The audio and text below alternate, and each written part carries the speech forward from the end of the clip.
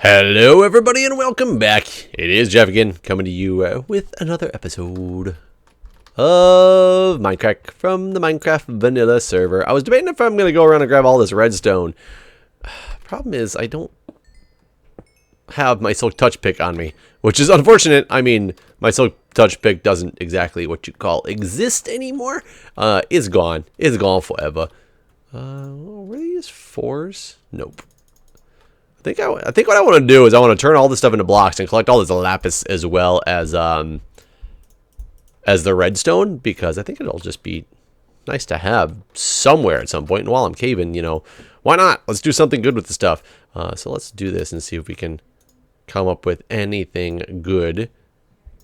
I'm just like preemptively doing all this stuff. I don't really know why, but anyways. So guys, if you missed it this weekend, I will tell you, you missed one hell of a weekend. I was having some fun here at the house with Julia, the girlfriend, and our friend Rachel. She came out to visit for the weekend. She often comes down for the weekend. She only lives like half an hour away from here.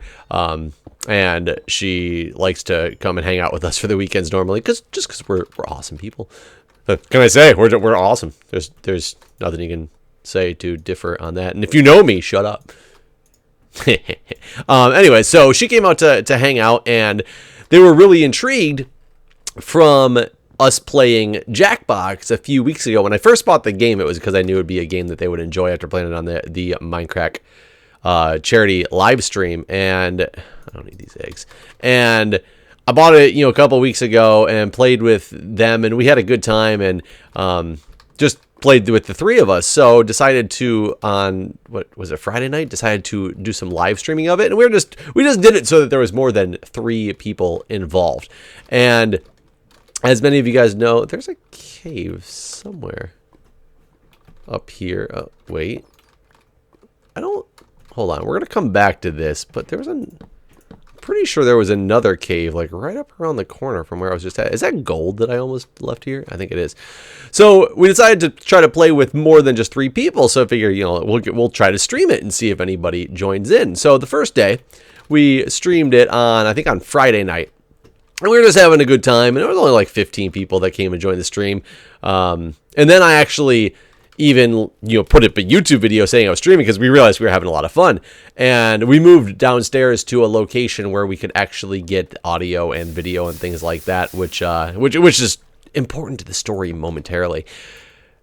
And I don't know, we maxed out our viewership at, it was like less than 20 for an hour or two that we played on Friday night, and we had a good time. So on Saturday, the ladies wanted to play again, and I actually wasn't really in the mood to play. I was like, okay, whatever, I guess we can. I was just gonna, wanted to relax, because they originally wanted to watch a movie, and then they're like, well, let's play a game instead of watching the movie. It's like, okay, whatever, like we'll just play the game. So we started playing again, and it was just the 3 of us. So they were like, Jeff, live stream it again so that we can get more people to play. And I was like, okay, but we can't go downstairs. We've rearranged some things downstairs because of all these holes and stuff in my ceiling, that it was not feasible for us to have gotten back down here again to set up the the webcam and microphone and stuff. So I literally started streaming with no mic audio and no webcam, and we just started playing Jackbox. And people slowly started to trickle in the stream, and all of a sudden we got up to, like, MK rated me, which was awesome. But without a microphone and without a webcam, we got up to like 50 viewers, and I was like, man, this is crazy. Like, I don't even have a microphone or everything. People in the chat seem to be having a good old time. I'm typing in the chat as much as I can, but at the same time we were just playing. So you literally couldn't hear me saying anything. You could just watch me typing my answers and look at what I typed in the chat and things like that. I thought I saw a diamond over there shimmer, but maybe not. So we were just playing Jackbox. And we just kept playing Jackbox. We just didn't stop playing Jackbox. And the stream went on for 6.5 hours. I am not exaggerating because I didn't mean to do this. I accidentally hit the record button on OBS as well. So not only was I streaming, but I was recording it. And that's how I know how long it was, because we never actually reset the stream. But it was 6.5 hour stream of literally playing Jackbox with the audience for... without a microphone, without a webcam, something I never thought would have been possible. I never, oh God, no. I never thought it would be possible to have a live stream go on without a webcam, without a microphone, that actually kept people intrigued and wanting more, and it was amazing. I will say that it is literally a feat that I did not think was possible in the world of what today's day and age is. I mean, everybody wants... you guys know, it's the internet. The internet is extremely demanding. You can do everything in a video perfectly right, and you will still have people that yell at you for how wrong you were doing it. I mean, that's just the nature of the place that we live in. Yet I somehow can pull off a 6.5 hour stream that kept people just having so much fun with the game. There's a diamond. That is not the one I thought I saw, though. That can keep people having so much fun. I will tell you, it was one of the most amazing experiences of my life. And, hi, buddy. And it's... oh, God, is there two of you guys? Good thing I'm in the water. Suckers! There we go. It was incredible. I will tell you, I haven't had that much fun in quite a long time. Bar the marathon. I would have to give the marathon actually a little bit more fun, just because I was there, with all the MindCrack guys, and we were just having a good old time doing our own thing, having fun. So that was awesome. I can never discount that. But besides that, just playing games, having not on the dealing with a charity live stream or something, just playing games kind of on my own or with some of my friends. Well, hi, buddy. I have not had that much fun in so long, and it was because of the wonderful participation of everybody. I am so happy for all you guys. And I will tell you, for a lot of people, this might not seem like much because, there's some people out there who are just big streamers. That's exactly what they do, is they stream all the time. They don't do YouTube that much. And they have hundreds, if not thousands of... don't know where you guys came from. Hundreds, if not thousands of concurrent viewers, like any stream that they ever do. Seth Bling, he's huge, but he doesn't stream necessarily often, but the second he goes live, it's like 2,000 people instantly that will just never, ever leave that stream. I don't have that fan base, especially on Twitch, because of the fact that I very rarely do streaming. And the lowest, after the initial hour, once we got that initial boost up to 50, the lowest the stream ever got to was 28 for about 2 minutes. And then it was consistently in the high 30s to low 40s the entire time, which it was so much fun. I was trying to make it fair for people as well. Because people, man, they were quick to jump into those games. When I would start up those games, Jesus, look at all these guys. They were just the second that it was announced that there was the game up there, they could see the code on the screen. They were, all over it. So it was consistently the same, 5 or 6 other people who kept jumping into every game because they were so quick at it and so quick-fingered to be able to get in. That what I started doing is I started closing the broadcast. Oh, Jesus. Closing the broadcast screen down, and I would whisper to the people who who said that they hadn't been able to get into a game yet. I would whisper the code to them so that they got a chance to play, because I want it to be fair for everybody. I want everybody to have a good old time. So that what it did was this stream. I'm working my way into talking about more of what I want to talk about. Besides the thank you guys, because it was so much fun, and expect a lot more of those in the future, because I think everybody liked it. We all had a good time. What I need to do is either get a better recording area set up down here where I can consistently do that with my microphone and my webcam, like I tried to the first night. That it went okay. But what I need to do is try to somehow get a way to have a streaming situation from the upstairs part of my house, which is more friendly to a company. So when we have a decent amount of company over, I can start streaming things like that and still playing. It's kind of amazing.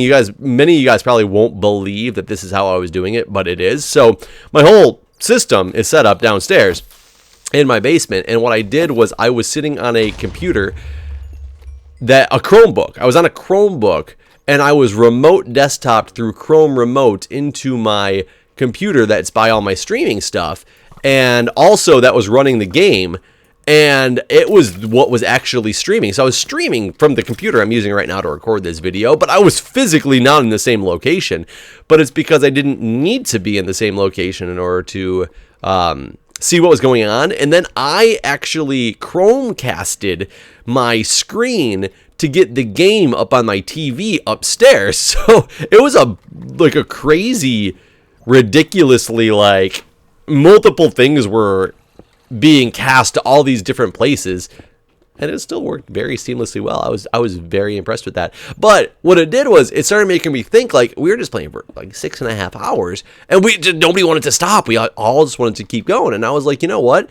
One thing that sucks about this game, it doesn't suck about the game. It's, for one, some of the reason that the game makes money. So Jackbox, for one, props to you guys for making a game that only one person needs to buy to play with 8 people playing at a time. But in the audience participation ones, they said you can have up to 10,000 people that they've tested it with, and it's worked without a problem. So props to you for making a game that I can purchase for $25 and have hundreds or thousands of people play along with me without having to buy the game. I think that's pretty awesome, and I am very happy that you want to make games in that concept. So the concept that I'm about to discuss, you guys probably, Jackbox people, will probably not be too happy with, but I was just going to see if it was possible. So what I wanted to do is I was like, what if I just had a server that Jackbox was running the entire time? And I was like, okay, how can I break into the code and make it so that if the room fills up, it automatically launches a new game? Or if there's more than the minimum people, which is 3, and it's been 5 minutes waiting and nobody else is joining, that it will automatically launch the game. Now, unfortunately, when the way the game works is the first person who logs into the game, into the lobby, has the control of when to start the game and say that everybody is actually in. So I couldn't even make like just a screen scraping program that every so often looked at the Jackbox window on my computer and said, oh my god, and said that everybody was in and ready to go. Am I free? Okay, I'm clear down there in case I need to bail. Woo! Whew. Okay. So you couldn't do that because it's based on whoever jumps into the lobby first. And if I made it so I always jumped into the lobby first, then there would always be a player who was playing who was not playing. But my whole point was to have it somehow running 24 hours where anybody could just come in and join the game at any point that they wanted to and play, and it was always going to be running. Like I said, the Jackbox people probably wouldn't like that very much because that would get rid of the whole concept of having to purchase the game. So they probably wouldn't have liked it, but I wanted to see if it was even possible. So I'll tell you, I started digging through the files to see if I could figure any way out how to hack these files, and I was able to get them in their SWF files, so they're like they're Flash files. So I was able to hack into the file enough in a decompiler to be able to read the code and see some of the places that I needed to see that I was going to start doing some testing with. Unfortunately, if you make any modifications to the SWF file, even if you save it in a recompiled state, it breaks the game. The game does not work anymore. I'm just not skilled enough at like decompiling and modifying things on my own to really be able to figure that piece of it out. So if anybody else is out there is up for the challenge or whatever, and you want to check out and see if you can find out how to decompile, add your own code, and recompile and have it actually work, I would be more than willing to take that back and start messing with some of that code and see if I can actually do anything with it, because I still think it'd be a fun concept, even just as a proof of concept, something I would not keep running for very long because of the fact that I know that it would be, I want the people to get paid for the awesome game that they made. But what that did was it had me start looking at a lot of different forums of people trying, I can't say similar things, but trying to do some modification to the game. Mainly what it was about was people trying to learn how to add their own questions to the game. And I was like, yeah, if you can add questions to this game, how fun would that be? Something like Quiplash, all it is it gives you a prompt. There's no right or wrong answer. It gives you a prompt, and two people battle against each other and write different things, and then the audience votes on which one they think is funnier or better for that situation. I did not mean to do that. I was like, that could be fun, especially if I make something like a MindCrack related pack for one of these games. So I did some research, and I found a forum where somebody asked what Jackbox and what is that? What's that coming? Jellyvision thought about modding the game in that way, shape, or form. If they frowned upon it, or if they were okay with it. And the Jackbox people actually responded in that forum and said, we are not against anybody modding the game or anything like that, but make it like relatively tasteful. Don't do anything that would be like, I can't say, I don't know if they use the word tasteful, but pretty much feel free to mod the game if you can figure it out, but just don't do something like, don't turn it into a game that like promotes terrorism, type of response. And in the same forum, a couple people offered a couple of their suggestions on how to start, but couldn't really get very far. But one guy actually had a question maker. It was for You Don't Know Jack. It wasn't for Quiplash or Fibbage or anything. It was for You Don't Know Jack. And he's made a couple of custom You Don't Know Jack packs.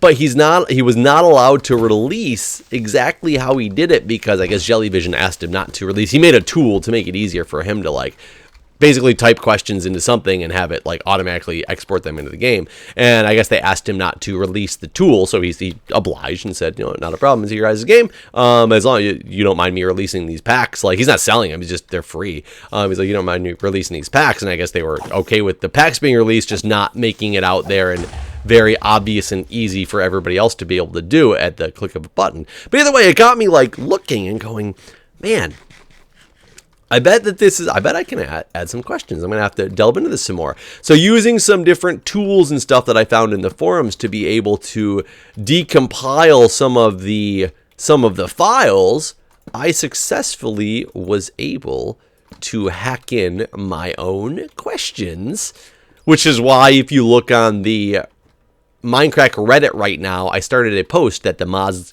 graciously stickied for me. I didn't ask them to. They just did pretty instantly after I put it out there too. I wonder if there were some mods that were playing with me the night before and they really liked the idea. For people to go put out their suggestions for some Quiplash questions that are MindCrack related, so I can make a MindCrack pack. So if you're watching this now and have some ideas, go ahead and go out there and add some suggestions to it.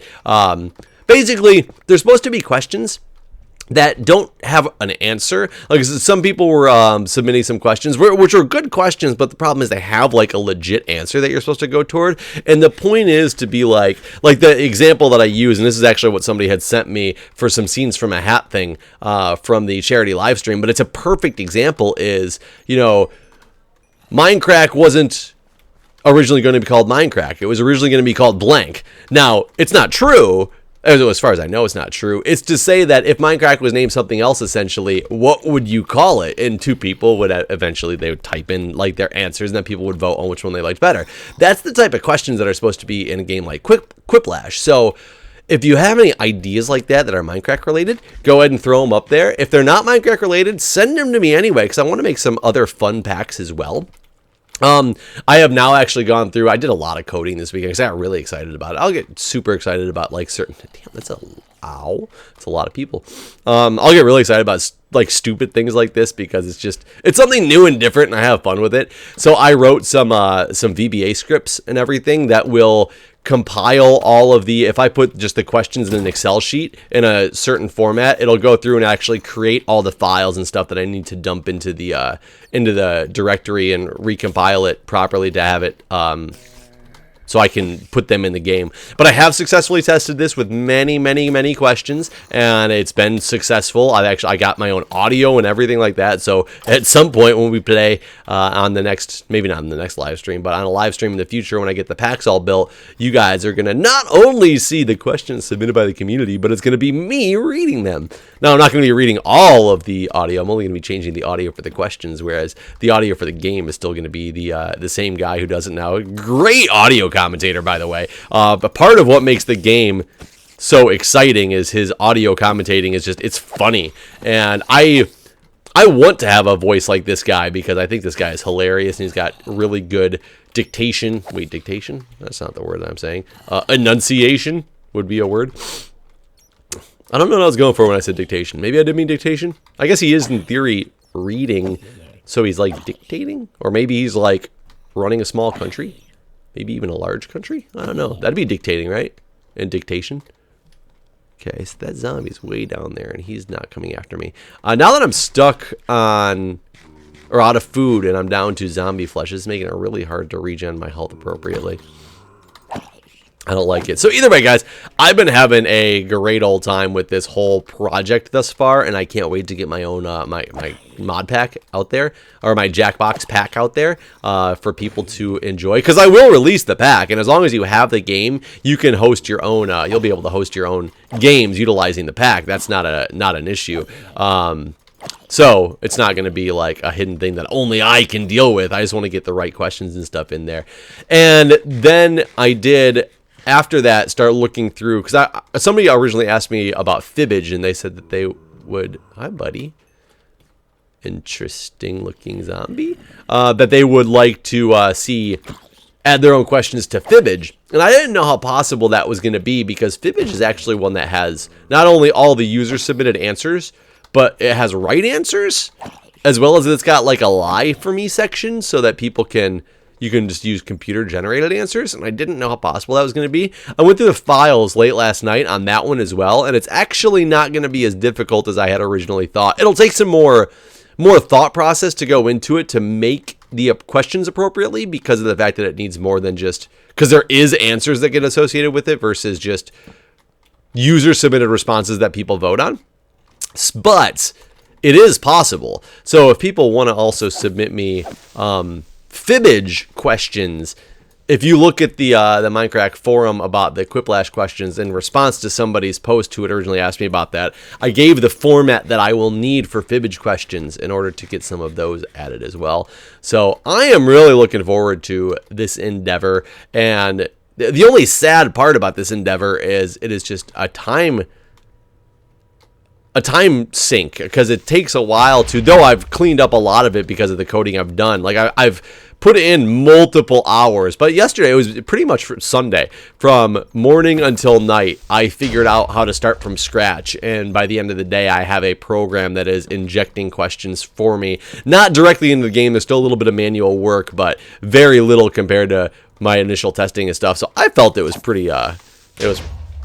pretty quickly overcome, and now I've got it. So once I get a huge list of questions, I can dump them all into the game at one time, and everything will be created for me, all the proper directories, all the proper files. I would just have to add take the time to then record all the sound files to go with them, or else it'll just be blank sounds. And who wants that? Apparently people in a live stream can deal with it though, because they don't even need me on the microphone to have a good time.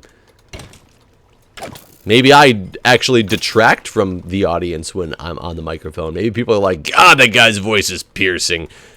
Wish he'd just shut up and not show us his ugly face as well. Maybe we'd watch the stream.